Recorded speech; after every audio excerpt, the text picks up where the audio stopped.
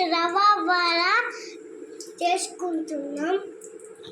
అందులో కొన్ని వాటర్ తీసుకుంటాం. తర్వాత కొంచెం సాల్ట్ తీసుకున్నాం, కొత్తిమీర వేసుకున్నాం, మిర్చి పౌడర్ వేసుకున్నాం. వడ కోసం రవ్వ రెడీ పెట్టుకున్నాం. కోసం పల్లీలు రెడీ చేసుకున్నాం. కోసం మిర్చి ఆనియన్ పెట్టుకున్నాం. ఆయిల్లో మిక్స్ చేసుకొని కలుపుకోవాలి.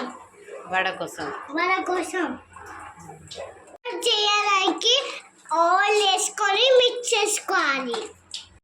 ఇలా రౌండ్గా చేసుకోవాలి. చేసుకొని రెడీ పెట్టుకోవాలి. రైట్. అన్నం వేసుకొని ఫ్రై చేసుకోవాలి. కలర్ వచ్చాక ఫ్రై చేసుకోవాలి. తీసేసుకోవాలి. రెడీ అయిపోయి టేస్ట్ సెట్